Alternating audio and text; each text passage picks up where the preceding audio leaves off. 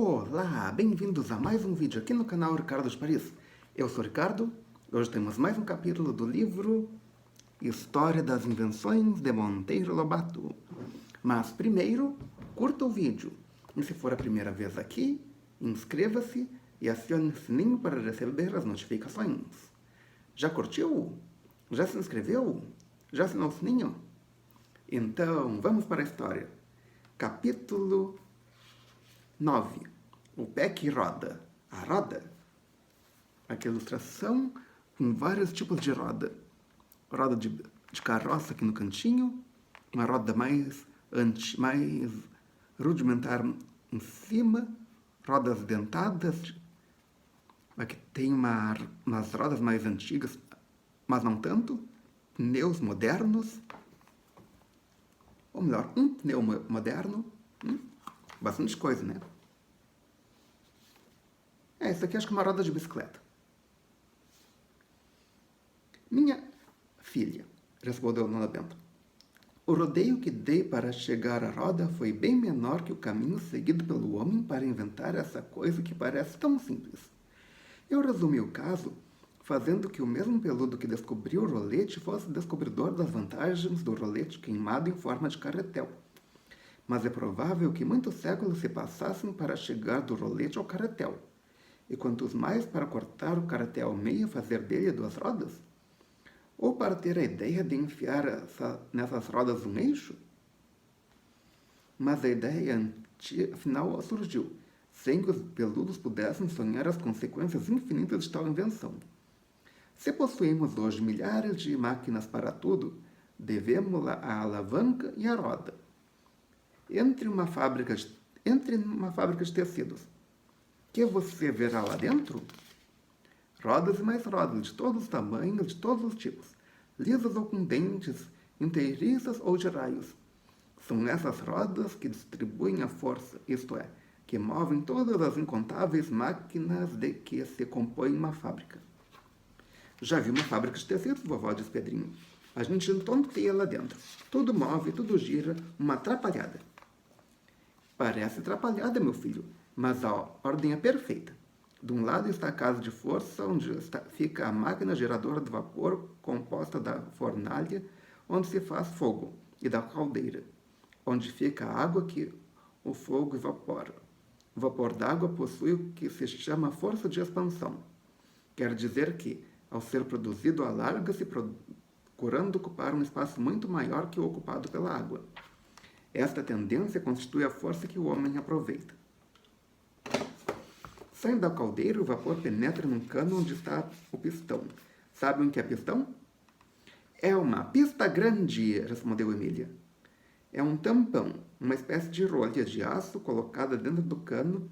Não está pregada nele. Está apenas bem ajustado e bem engraxado, de modo que pode ir e vir. Quando um jato de vapor entra pelo cano, o pistão é tocado para a frente até o ponto em que a abertura deixa escapar o vapor. Nesse ponto, o pistão para.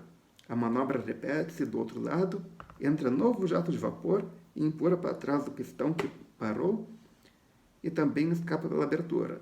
E assim fica o pistão a ir e vir de um lado para o outro, ora empurrado pelo jato de vapor de cá, ora empurrado pelo jato de vapor de lá. Verdadeiro jogo de empurras, disse Pedrinho.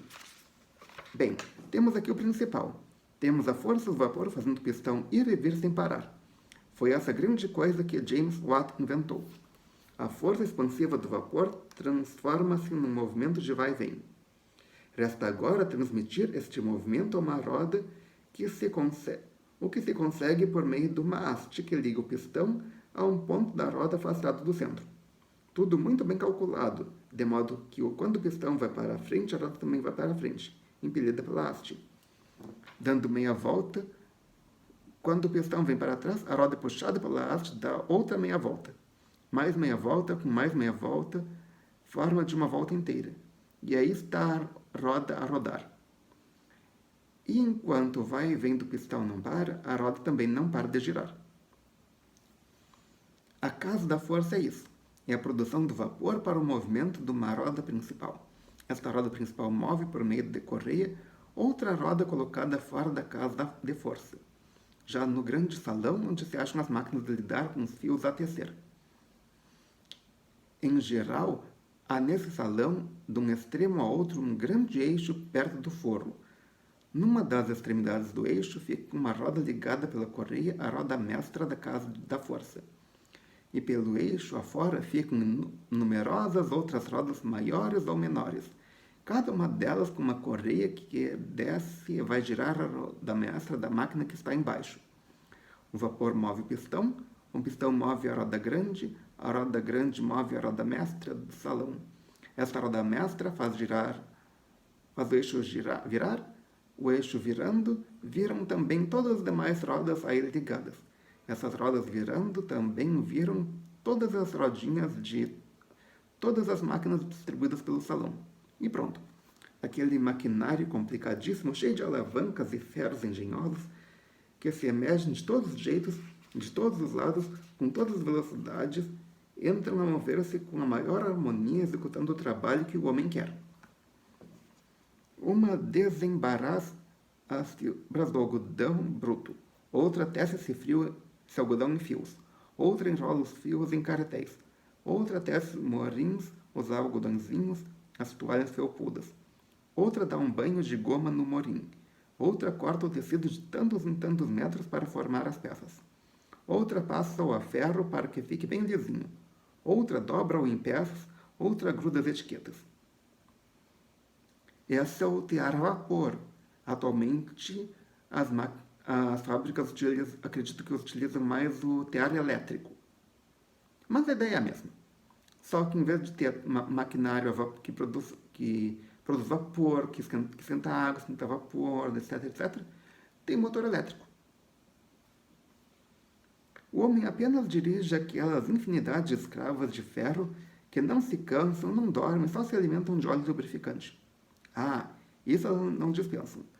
Se de um momento para outro todo o óleo lubrificante do mundo desaparecesse, imediatamente todas as fábricas, trens, automóveis, aviões, navios, tudo que a máquina parava. Nesse ponto são inteligentíssimas. Pois olhe, bom, isso aconteceria também hoje se faltasse petróleo. A maior parte das fábricas pararia. Por falta de combustível? Também, mas também por falta de matéria-prima. Afinal, a maior parte da matéria-prima vem do petróleo. Pelo menos alguma coisa vem, nem que sejam as tinturas para colorir os tecidos, tecidos de nylon, que vem do petróleo, o corante para os tecidos de algodão e etc. Pois olha, vovó, diz Pedrinho, quando eu visitei a tal fábrica, fiquei tonto e não entendi nada. Agora tudo me está claro como o dia. Hei de voltar lá de novo. É que quando eu visitou, ainda não sabia ler o que estava escrito naquelas rodas e eixos e correias. Agora você já conhece o alfabeto da língua mecânica. Assim também com os livros. Para tia Anastácia, um livro não passa de uma porção de folhas de papel. Mas para quem sabe ler, um livro é um mundo de ideias. Quando voltar à fábrica de tecidos, você vai ler nela como lê num livro, e há de maravilhar-se. Antes de haver grandes fábricas, o sistema era outro. Os operários não trabalhavam reunidos. Os patrões lhe forneciam material e lhes alugavam a ferramenta. E eles que trabalhassem em suas casas. Os inconvenientes do tal sistema fizeram que surgissem as fábricas, isto é, grandes casarões onde os operários se juntam para o trabalho em comum. Com o aperfeiçoamento da máquina a vapor e da eletricidade, todos os serviços pesados passavam para o lombo das máquinas. O operário apenas as dirige, fazendo-as andar ou parar, lubrificando os mancais, consertando o que se desarranja, etc. Tudo isso, porém, graças ao vapor que produz a força, e graças à roda e à alavanca que distribuem essa força de 1000 modos diferentes, conforme a necessidade do trabalho. Lá vemos uma força enorme que ergue pesos, que corta ferro, que serra madeira. Aqui vemos forcinhas delicadíssimas que lidam mimosamente com o mais fino fio de seda. Não existe serviço, por delicado que seja, que a máquina não faça. E o faz sempre do mesmo jeito, sempre igualzinho, não erra. Será?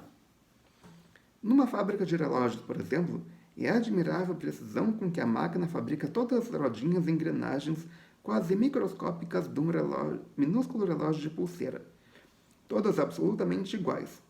Com a mão seria impossível.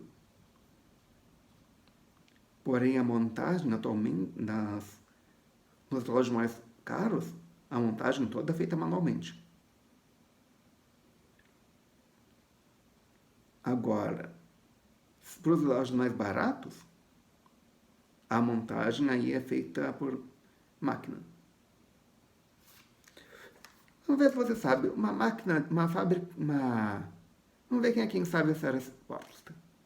Coloque aqui nos comentários embaixo. Uma fábrica de relógios caros e uma fábrica de relógios baratos. Coloque as duas marcas aqui embaixo. Vamos ver o que aparece. Mas a máquina não é mão? É a mão do homem mecanizada, aperfeiçoada. Na máquina de costurar, por exemplo. A lançadeira combina-se com a agulha que sobe e desce de modo que os pontos saem absolutamente iguais.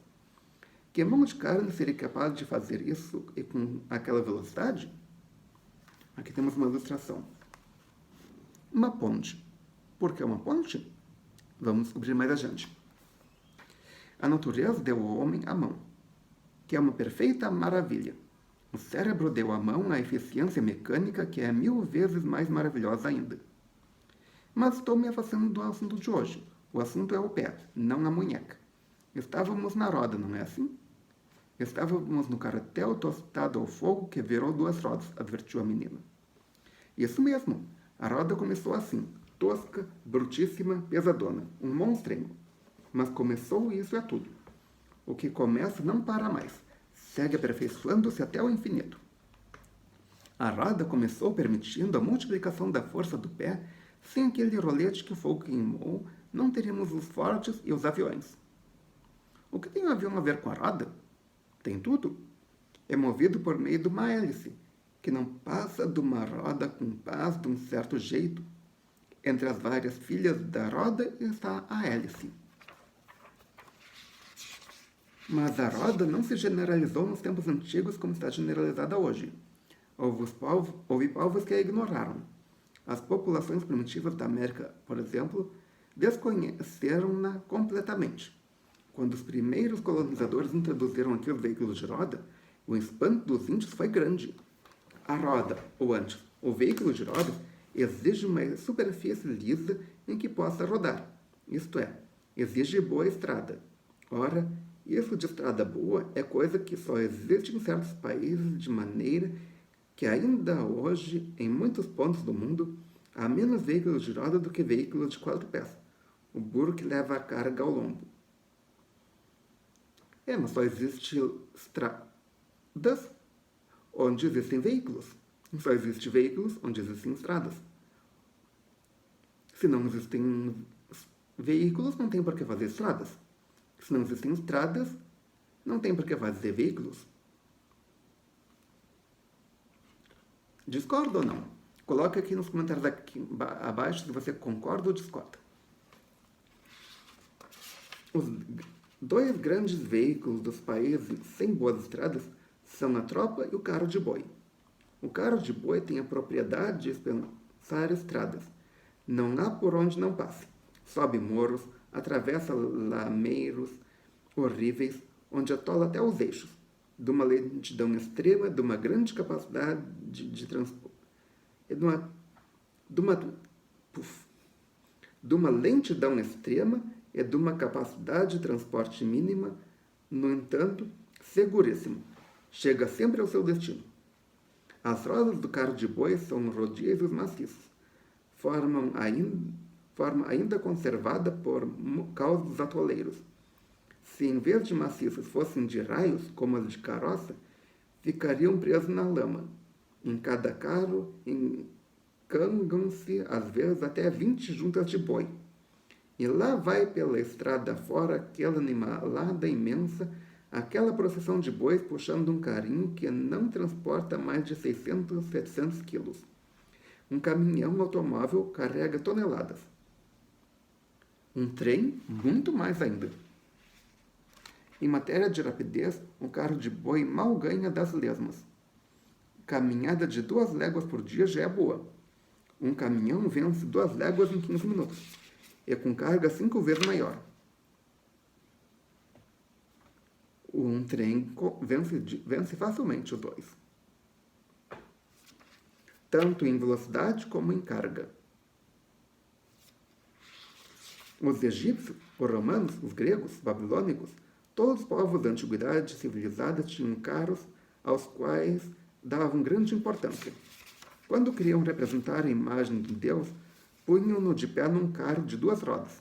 Era coisa nobre, distinta, e deviam ser relativamente raros, porque em matéria de estrada só os romanos se mostraram inteligentes. Foram os criadores das primeiras estradas bem feitas, pavimentadas com ótimas pontes de pedras. Então, por isso a ponte. Mas essa ponte é de madeira. Fica um mistério. A senhora falou em ponte. É uma invenção da mão ou do pé? Perguntou Pedrinho. Do pé, está claro. Que é uma ponte? Ponte? Ponte é um caminho aéreo. Isso mesmo. Quando uma estrada vai dar a um rio, tem que parar. Mas como uma estrada que para não é estrada e sim um beco sem saída, o homem teve de inventar um meio de projetar a estrada por cima do rio. A primeira ideia lhe foi surgida pela natureza. Por que não existe floresta cortada por um ribeirão em que não haja paus caídos de uma margem a outra formando pinguelas? O homem copiou a natureza. Cortou o rio com um grande tronco de árvore, bem reto, e como os troncos são roliços, desbastou a machado na parte superior para que sobre ele seus pés pudessem caminhar com firmeza.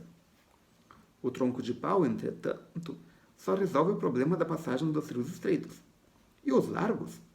Aí o homem teve de fazer outra coisa. Teve de fincar dentro d'água fortes esteios que suportassem uma armação de madeira ou troncos articulados. Os romanos foram além. Construíram pontes de pedra maravilhosas de resistência, pois duram até hoje. A ponte, portanto, é pé. É o meio que permite ao pé atravessar os rios sem se molhar. E como veio o pé de ferro que corre o trem? Isso foi interessante. Depois de descoberta a máquina a vapor, vários ingleses tiveram a ideia de fazer essa máquina puxar carros pesados nas estradas comuns. Montavam no ponto da estrada uma máquina a vapor fixa para, por meio do enrolamento de uma corda, puxar carros. Era complicadíssimo e de pouco resultado nas distâncias grandes. A boa ideia ocorreu então a Stephenson. Esse, em vez de a máquina puxar os carros, ela se puxasse a si mesma? Estuda que estuda, Stephenson resolveu o problema. Inventou a locomotiva, a máquina que se puxava a si própria. Mas que luta! Foi enorme a resistência do povo. Ninguém queria saber daquilo. Um cavalo de ferro inspirava horror como se fosse arte do diabo. O governo inglês botou os obstáculos que pôde, alegando os perigos desse cavalo de ferro solto pelas estradas. Chegou a passar uma lei tornando obrigatório vir na frente das locomotivas um homem a cavalo para avisar os transeúntes. Como? Não estou entendendo, disse Pedrinho. Sim, a lei inglesa mandava que à frente das locomotivas seguisse pela linha um homem a cavalo com uma bandeirinha, para evitar desastres. Semelhante medida, está claro, impediu do modo mais completo o desenvolvimento da estrada de ferro. Além disso, os sábios oficiais do tempo de Stephenson provocaram com cálculos seguríssimos que aquilo era bobagem, não passava de uma exploração do público. Mas Stephenson insistiu, lutou anos e em 1825 venceu, afinal. Conseguiu realizar sua ideia, isto é, montar sobre rodas a máquina a vapor. E isso não era tudo. Para que tal máquina pudesse caminhar com rapidez, tornava-se necessário caminhos ótimos, bem calçados, bem nivelados, sem lama no tempo de chuva. E não havia tal coisa. Como resolver o problema? Stephenson imaginou os trilhos, isto é, 2 estradinhas paralelas feitas de ferro, da largura que bastasse para as rodas da sua locomotiva. E hoje o mundo inteiro está cortado, de norte a sul, de leste a oeste, por maravilhosas estradas de ferro, filhas da estradinha do grande inventor inglês. O que eu admiro, vovó, é a coragem, a tenacidade dos inventores, observou Pedrinho. Por maiores que sejam os obstáculos, eles não desanimam nunca. Tem razão de admirar-se, Pedrinho. Os inventores são criaturas excepcionais, diferentes em tudo das outras. Depois que encasquetam da cabeça uma ideia, não pensam em mais nada. Parece que a natureza os cria especialmente para aquele fim, como cria o pintor para pintar, o músico para compor músicas, o homem rotineiro para embaraçar o progresso do mundo. Os inventores, os pintores, os músicos suportam as maiores misérias, privam-se de tudo, contando que possam realizar a sua invenção, o seu quadro, a sua música, e acabam vencendo. A porcentagem dos inventores, pintores, músicos e artistas de outros países, de outros tipos, é mínima. Em cada 100 criaturas haverá uma desse gênero, de modo que elas têm sempre contra si os 99 restantes. O menos que esses 99 dizem do 1% que não pensa como eles é que são loucos. E são mesmo aloucados. O fato de sacrificar a vida para benefício futuro dos 99% de ingratos é coisa mesmo de louco. Mas que hão de fazer? Seu destino é produzir invenções e obras de arte, assim como o destino de uma roseira é produzir rosas. A salvatosa roseira, o jardineiro poda sem dó, os meninos malvados batem-na com varas, as cabras que entram no jardim pastam-lhe as folhas. Por mais judiada e perseguida que seja, porém, quando chega o tempo próprio, a roseira dá as suas lindas rosas. Inventores, artistas e roseiras, judiadas, pagam o mal com o bem. Mas as roseiras se defendem com os espinhos, observou a menina. Está claro que se defendem as coitadinhas. E os artistas, inventores, sábios, se defendem com a misantropia, isto é, afastando-se dos homens comuns. Spencer, que foi um grande filósofo inglês, chegava a pôr algodão nos ouvidos quando obrigado a receber certas visitas. Por que isso? Para que as asneiras do visitante não fossem sujar o seu maravilhoso cérebro, sempre ocupado com os grandes problemas da vida. O navio a vapor foi uma consequência lógica da locomotiva de Stephenson. Assim como a máquina a vapor podia carregar-se a si própria em terra, também podia carregar-se no mar. E Roberto Fulton, um americano, teve a ideia. Como não haviam de rir-se dele, o louco, o imbecil, até Napoleão sorriu quando Fulton afirmou ser capaz de construir um barco a vapor que atravessasse o Canal da Mancha.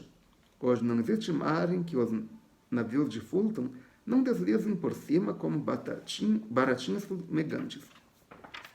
E antes do navio a vapor? Espere. O pé do homem já havia resolvido o problema de andar rápido sobre a terra sem se cansar. Tinha depois de resolver o problema de andar sobre a água.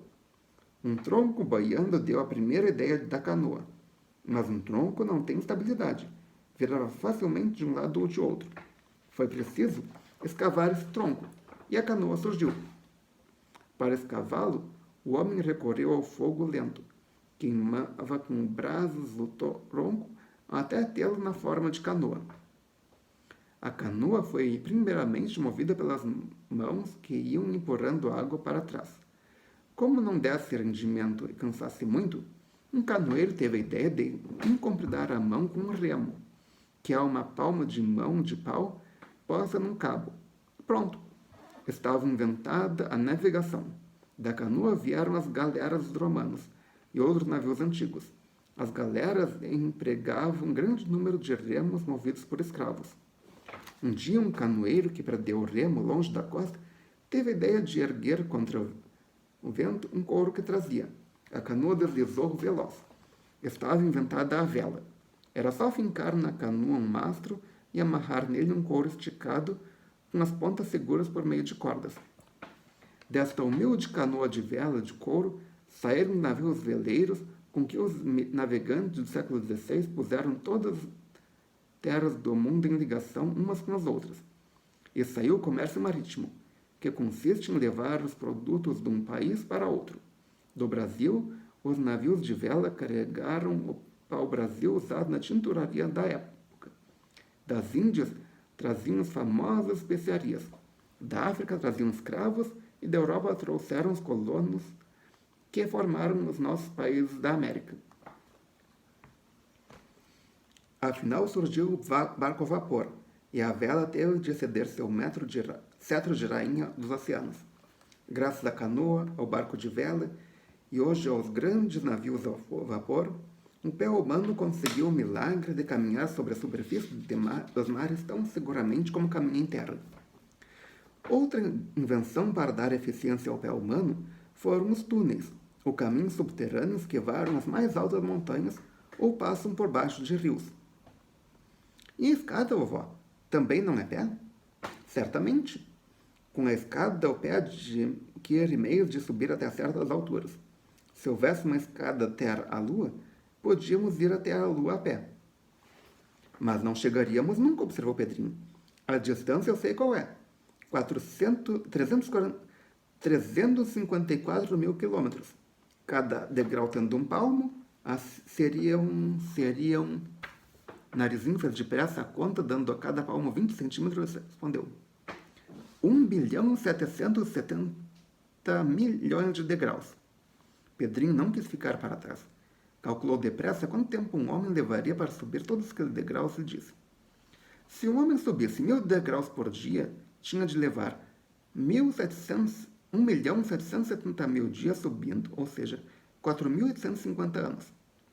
Quero dizer que, se com minha idade Júlio César começasse a subir essa escada, estaria hoje a pouco mais de meio caminho. Apenas. Um absurdo, vovó, ir à lua a pé. Dona Benta riu-se daqueles cálculos, satisfeita de ver como o cérebro dos meninos já estava desenvolvido. Depois concordou. Realmente, a pé, com o nosso pé de carne é impossível, mas com um pé aumentado por alguma invenção, quem sabe? Esse pé de carne, que no tempo do peludo só vencia uma distância insignificante, está hoje terrivelmente veloz. Por meio do avião, atinge velocidade de 600 km por hora. Quer dizer que, se formos à Lua com nosso pé voador, levaríamos, façam a conta? Emília ganhou a corrida. Foi quem respondeu primeiro. 25 dias. Um avião a 600 km por hora vai daqui à Lua em 25 dias. Só? Exclamou Pedrinho admirado, e ao concluir sua conta, vendo que era aquilo mesmo, assombrou-se. Sim, meu filho, o homem já atingiu na Terra velocidade que lhe permite ir à Lua em 25 dias. Mas, por enquanto, o voo é impraticável. Os aviões têm de abastecer-se de combustível pelo caminho, e entre a Terra e a Lua ainda não existe uma só bomba de gasolina. Mas que é um detalhe. Como entre a Terra e a Lua, na maior parte do trajeto, não há ar, ele basta apenas atingir a velocidade e desligar o motor. E por inércia ele vai continuando no mesmo número de velocidade. Vai sempre na mesma velocidade. Porque não tem atrito. E só de vez em quando tem que ligar o motor para corrigir a rota. Fora isso, deixa o motor desligado. E aqui, ou seja, se a rota for corretamente calculada, é possível ir à Lua sem gastar tanto combustível. Apenas decolagem e pouso. E aqui termina mais um capítulo. Se você gostou, clique em curtir. Adicione esse vídeo aos seus favoritos, compartilhe com seus amigos e traga um novo inscrito para o canal. Já sabe, 250 inscritos e eu trago um quadro novo. 1000 inscritos, vai ter uma grande surpresa aqui no canal. E coloque aqui nos comentários aqui embaixo. Vamos levantar uma polêmica. Vocês acreditam que o homem foi ou não foi à Lua? Coloque aqui nos comentários aqui embaixo. Vamos ver quem responde primeiro. Obrigado pela presença. Obrigado pela audiência. Até amanhã com mais um vídeo e melhor possível.